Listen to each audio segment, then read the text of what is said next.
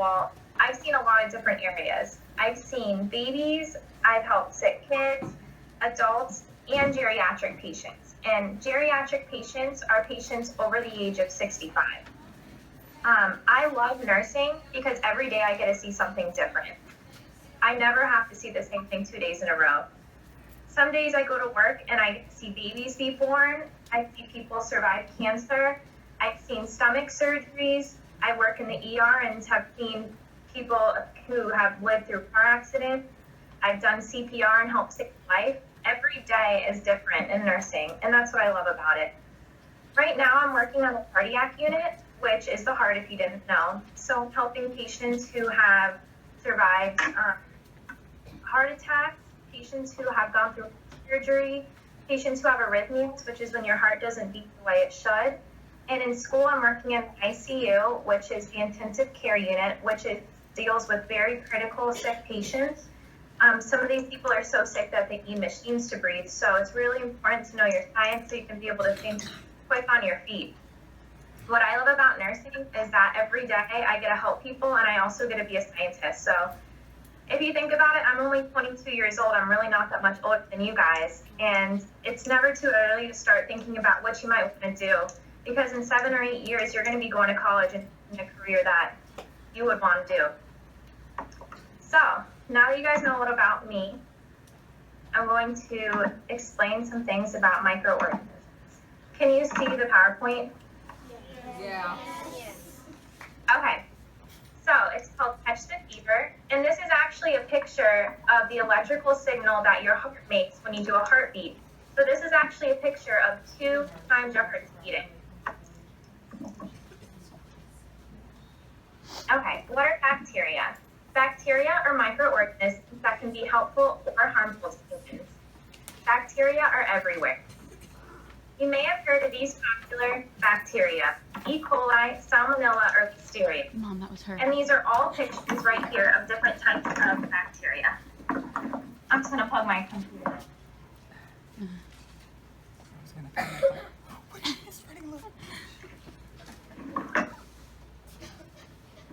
This right here is a picture of a petri dish. And a petri dish is a tool scientists use to grow and identify different types of bacteria. By identifying the type of bacteria, scientists can figure out what antibiotic a person will need to get better. Now, this is a picture of somebody who didn't wash their hands all day. And even if you don't know a lot about bacteria, you can see all the different colors and the shapes. That's a lot of different bacteria. That's the reason it's really important you wash your hands. Because if you think about it, you don't wash your hands. That's what's on your hand when you touch your food, and that goes in your stomach. What are viruses? Viruses are small microorganisms that need to attach to a host cell to live. They can attach to human or animal cells. Viruses cannot live without a cell to leech onto. Does anyone have an idea of what virus this is? What do you think, Dan? Ebola? You're right, it's the Ebola virus. Boy.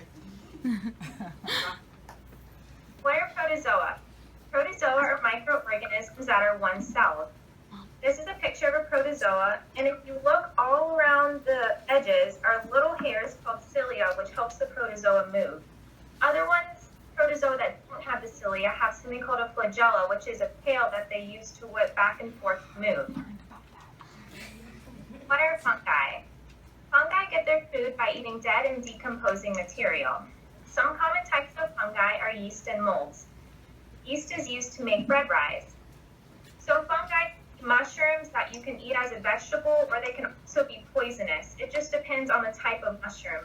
But my favorite type of fungi, or use for fungi, is to make pizza. So would that be helpful or harmful? Sorry, go ahead. Oh, sorry.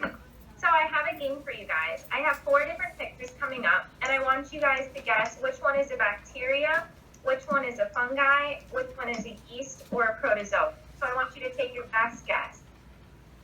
Does anyone have an idea what this is? Killian, what do you think? Bacteria? Yep, you're right. Good job. And did you know that there are more bacteria cells on your body than human cells? Next up, girl. Let me get a Anyone girl. guess what this one is? Rachel? A virus? A virus? Yep, you guys are smart. I'm impressed. This is a virus, and unlike bacteria, viruses can't be cured with antibiotics. This next one you might be able to identify based on the hair from the outside. Kane, what do you think it is? A fungi. Fungi? I mean, Can you give them the options again? What were the options? Protozoa, bacteria, virus, or fungi. protozoa. Protozoa? Yep, you're right. And did you know that most protozoa live in the ground or in water? And here's the last one. Marcella? Fungi. Fungi? Yep. Did you know that the makeup of fungi is more similar to animals than plants? And before I go to questions, I wanted to show you guys this really interesting story. So this is a picture of a bacteria called Helicobacter pylori. And there was a doctor named Dr. Marshall, and he was studying a disease called peptic ulcer disease, which at the time affected about 2/3 of the world's population. So that's a lot of people. And he wanted to know why so many people were getting this peptic ulcer disease and the name of the bacteria and if there was a cure for it. So he not only discovered the bacteria that caused it, but found the antibiotic that cured it. But when he went to the medical board and tried to show them this discovery, they told him, no, we don't believe you. So he went home, but instead of being told no, he decided to take matters into his own hands. So he went to his lab and drank the bacteria and caught this disease. Then he went and took the antibiotic and showed the medical world that his discovery was true. So not only did he help millions and millions of people, but he also won the Nobel Prize in Physiology in 2005.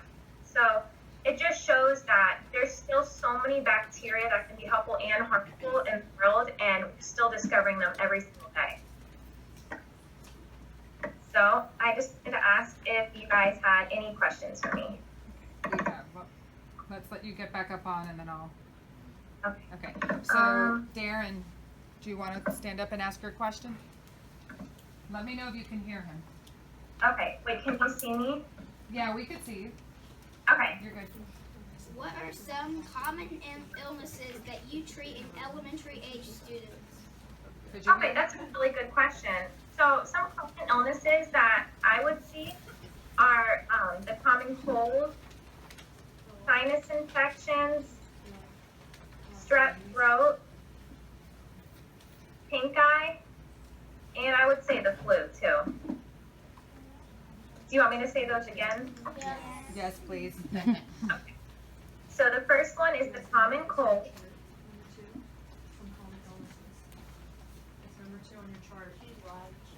The second one is sinus infection.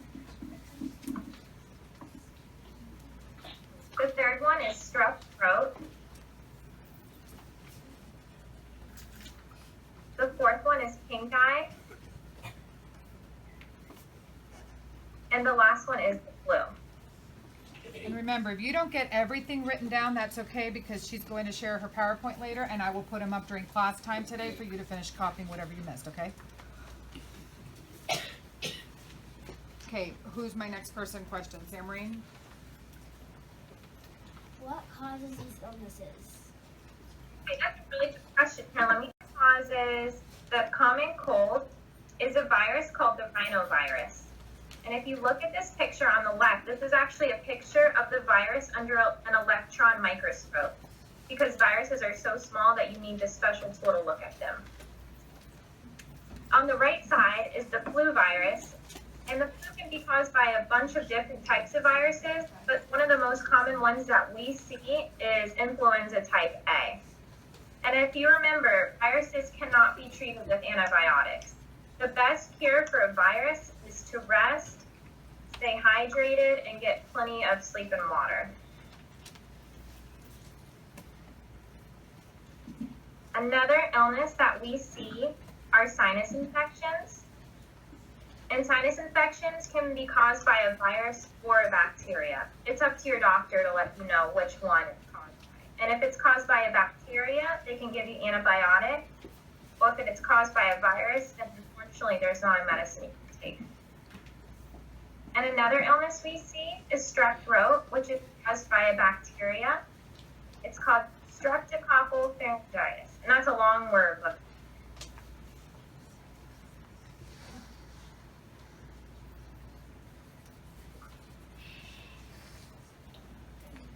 and the last one that we see a lot in elementary age kids is pink eye. It's also called conjunctivitis because that layer is called the conjunctiva, and it's caused oftentimes by the adenovirus.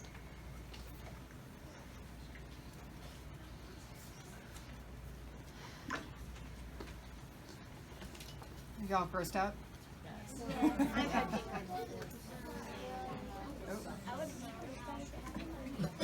Okay, Samarine. Or not Samarine, it was Charlie. Where's Charlie?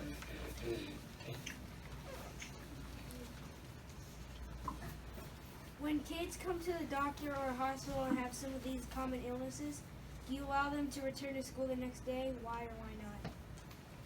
That's a really good question. And this is really important because you don't want to get other kids in your class sick or your teachers. So it really depends on a case-by-case basis, and this can be determined by your doctor. If you have a bacterial infection and you need antibiotics, you have to stay for 24 hours. What, sorry?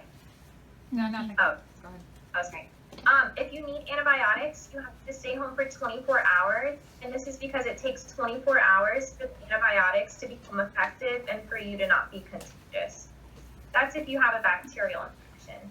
But if you have a virus, then you're going to need to stay home because you don't want to get other kids sick. It's also really important that you're fever-free for at least 24 hours before you come back to school. Mackenzie? Is there anything that kids can do to avoid getting sick? Did you hear her? Is there anything kids can do to avoid getting sick? There's a lot of things you can do to avoid getting sick.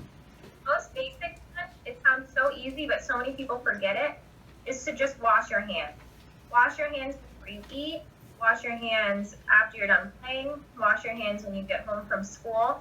If you think about it, there's so many different germs everywhere, and you just want to make sure you don't. Remember that picture of the Petri dish where you could actually see the hand because he had so much bacteria on? Another way you can avoid getting sick is when you cough, instead of coughing into your hands, you cough into your arm. Because if you cough into your hands, all the bacteria is going to go on your hands, and then anything you touch is going to have the bacteria. So if you cough into your arm, the germs are just going to stay in your arm. Another way you can avoid getting sick is by eating healthy and drinking plenty of water. Because your body has an immune system, and you need to keep it healthy for it to be able to keep you healthy. Another way is if your doctor allows you can get a flu shot to prevent the flu. It's really important that you don't share food or drinks. I know sometimes stuff looks really good, but sometimes there's something called an incubation period, which is when a sickness is inside of somebody, but they're not showing symptoms yet, and somebody could be sick, but they just could not be showing symptoms, and you'll never know. So you could be sharing something with your best friend, and you don't know that they're sick, but then you both get sick. Another way to prevent getting sick, what I do is every time I get home from school or the mall or wherever I go, I always get a Lysol wipe or something to clean my phone, because if you think about it, you put your phone down on the table, you put it down in the bathroom, you put it down on your desk. There's so many germs that live on your phone, and if you bring that into your house, you're bringing all the germs from the outside world to your inside world. And the last way, something that your parents can help you out with, if you are sick and you get antibiotics, it's really important that you take all of your antibiotics. Even if you're starting to feel better, germs, if they live, will learn about the antibiotic and learn how to fight it. So a lot of these bacteria are becoming immune to the antibiotic. So those are some things kids can do to avoid getting sick.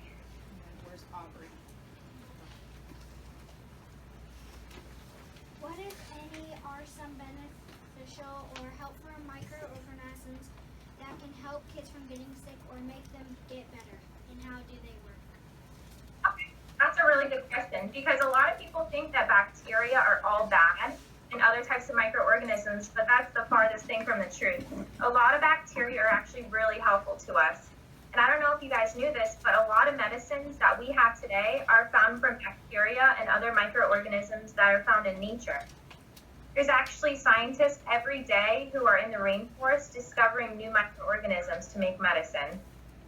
So some examples of these, I don't know if you've ever heard of probiotics, but probiotics are bacteria and yeasts that help your body get back the good bacteria. Because when you take antibiotics, the antibiotics don't only kill the bad bacteria, but a lot of times they kill the good bacteria in your stomach. So these will help you gain back the good bacteria too. And these are also found in yogurt. Another, oh, that's my cat scratching on the door. Hold on a second.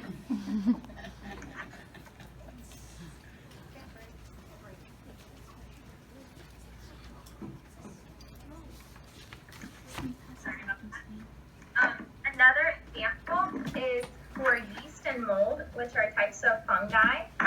They can help bread rise. So that can be used for a lot of yummy foods, bread, pizza, crackers. And then another one, I'm not sure if you've ever heard of it, it's called botulism, and it's by the bacteria Clostridium botulinum. Normally these are poisonous, but scientists have discovered that if you inject them into patients with chronic migraines, which are extremely bad headaches, they can actually cure people with chronic migraines. So while it can be poisonous if you just eat it in nature, doctors have found a way to make it beneficial. So there's a lot of different things that it just depends on the setting, but bacteria aren't only harmful, they're really helpful too, and same with the other microorganisms. Do you want to take questions, just random questions? Yeah. Questions that are relatable to what we're learning. Gravir, nice and loud. Can you stand up so she could see you, honey? Are there any microorganisms that when we eat, like meat, do some microorganisms come into our body? When they're eating meat, are there microorganisms that come into their body that are helpful or harmful? Gravir, which one are you looking for? Harmful. That are harmful to them? Yes. So different microorganisms that can be bad for you that you can eat on meat are E. coli, Salmonella, and Listeria. And those are all caused by not cooking food properly or by not preparing it properly. So that's a lot of times why they tell you not to eat cookie dough, because Salmonella are found in eggs. Keep it down, please. Abby? Are there any microorganisms or bacteria in any types of candy? Candy. That's a good question. I don't know any off the top of my head, but there's bacteria on everything, so I would think so. But I don't know off the top of my head any specific names. That would be a good thing for you to look up and research and see, get the answers to. Anika? Can you stand so she can see you? I don't know if you can see them or not. What's the most dangerous microorganism? What's the most dangerous microorganism that you know of? Probably the last one I talked about, which is the botulism. Actually, no. I would say right now in our world, the Ebola virus is scary because they don't know how to treat it. I would say the Ebola virus is probably the most scary, but it changes from year to year because every few years there's a new virus that comes out that hasn't really been studied. I don't know if you guys remember the H1N1 virus a few years ago, but Ebola is the most common new one that everyone's hearing about. Okay, Joe, did you have a question? Think about this. Audrey, nice and loud. What type of food can get you sick? What type of food can get you sick? Well, if you think about it, any food could get you sick if you don't prepare it right. So that's why it's really important when you're cooking meats that you make sure that you cook them to the temperature that will destroy all the bacteria in them. So a lot of times you might see your mom or dad have a meat thermometer that you can stick inside the meat to make sure it's cooked to the temperature that all the microorganisms wouldn't be alive, so they couldn't touch you. Okay, I'm gonna let like 3 more ask questions so that we can let you get on with your day, okay? Ramya, go ahead. Nice and loud. Can some microorganisms kill you? Are there microorganisms that can kill you? Yes, there's definitely microorganisms that can kill you. A lot of people think that the flu is just something that old people get, but the flu can actually kill you. There was somebody in Florida who died who was only 30 years old because they got the flu. That's why it's really important that you wash your hands and you prepare your food and that you're drinking plenty of water and eating healthy, coughing into your arm, all the tips and tricks we talked about earlier. Okay, Jay, nice and loud. How do they name viruses? How are viruses named? That's a really good question. A lot of times, viruses and bacteria are named after the scientists who discovered them. And that's the same with a lot of different types of diseases too. David, What other foods have microorganisms in them? well, she kind of answered that and said that pretty much everything's gonna have the microorganisms and it's just in how you prepare them and handle them. So let's get somebody, Alishma. Do we have bad microorganisms in our body? Do we have bad microorganisms in our bodies? Yes, there are bad microorganisms in your body, but the good thing about our immune system, inside of our immune system, we have something called white blood cells that are constantly, they're like policemen. They're always looking around for anything suspicious or anything that could hurt us, and they're going and eating, if they're literally eating the bad microorganisms. Okay. So our body has a really good protection system. That's why we gotta drink lots of water and eat healthy foods to help support our white blood. Okay, one more. Sophia, nice and loud. Are there more bad microorganisms or good microorganisms? Are there more bad microorganisms than there are good microorganisms? I'm not sure about that, but I think the way science is going right now and how there's so many different discoveries being made that even some of the bad ones they're discovering good, positive things. Like, for example, the botulinum toxin we were talking about earlier, it can cause people to become paralyzed if you eat it and you're not doing it in the right setting, but then if you have chronic migraines and the doctor uses it in a controlled setting, it can really help you. So I think it depends. Well, thank you so much for taking time out of your day. We appreciate it. Chris, I had so much fun talking to you guys. Can you guys say thank you? I'm gonna go ahead and share your presentation with them later today so they can finish copying down whatever they couldn't get as you were talking. Okay. Cool. Okay. Thank you so much. Appreciate it. Thanks, guys. Bye.